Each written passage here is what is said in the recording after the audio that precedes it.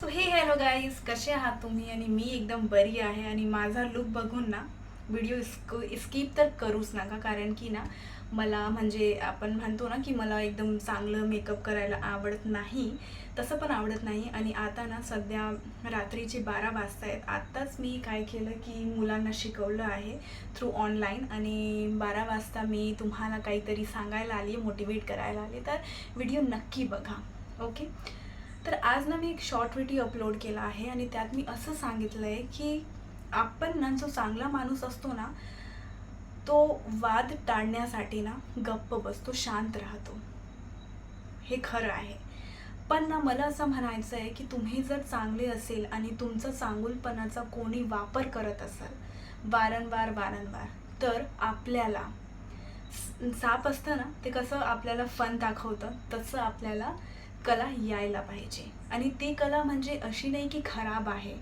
आपल्याला जर कोणी वारंवार वापरत असेल तर आपल्याला सर्प म्हणजे फन काढावं लागणारच आहे. आणि मी तुम्हाला पहिले पण सांगितलं आहे की माझी जी मराठी आहे ती इतकी चांगली नाही आहे, तर प्लीज जी मी सांगते आहे ना, ते तुम्ही फक्त म्हणजे फोकस करा. मी कशी दिसते, मी कशी राहते ते महत्त्वाचं नाही आहे, पण मी काय सांगते ना ते खूप महत्त्वाचं आहे.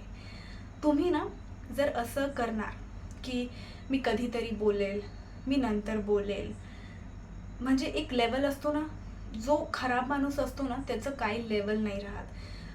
जो खराब माणूस असतो ना, आपल्याला वाटतो की त्याचा लेवल ना इतकंच आहे, कारण की आपली लेवल ना त्यांच्यापेक्षा कमी असते.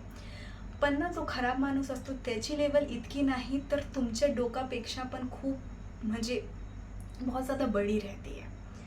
कारण की आपण चांगले असतो ना, तर आपल्याला असं वाटतं की तो माणूस असं बोलू शकत नाही, तो माणूस असं म्हणजे करूच शकत नाही. ही एक गोष्ट आहे. जे चांगला माणूस आपण म्हणतो ना, जसे आपण असतो तसं आपल्याला समोरचा पण दिसतो. तर तुम्ही चांगले असाल आणि तुम्हाला असं वाटतंय की तुमचा स्वाभिमान वारंवार कोणीतरी तुम्हाला म्हणजे हर्ट करतंय, तुमचे इमोशन्स समजत नाहीये, भावना समजत नाहीये, तर प्लीज जिथे तुम्हाला काहीतरी वाटतंय ना की बोलायला पाहिजे तर बोला. नाहीतर नंतर काय होतं ना, मग आपण बोलायला सुरुवात करतो ना, खासकर जी सून असते घरातली, ती सासू सासऱ्यांना किंवा म्हणजे जो नवरा असतो त्याला पहिले पहिले लग्न होतं ना, बोलतच नाही ती. तिला काय वाटतं की एक तर आपलं जे घर आहे, संसार आहे ते तुटेल मी जर बोलली. कारण की ना तिला माहिती पडून जातं की माझा जो नवरा आहे किंवा सासू सासरे आहेत ते मला समजूनच घेणार नाही, म्हणून ती गप्प बसते, शांत बसते. आणि ती तिचं ना म्हणजे आपण फन म्हणतो ना, ती काढतच नाही.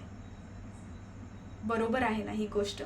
म्हणून जेव्हा तुमचं लग्न होतं, तुम्हाला काहीतरी गोष्ट असते ना की ती खटकते की ह्याचं काय करताय, का बरं बोलताय, त्यांचंच काहीच हक नाही आहे, तर तुम्ही तिथे बोला.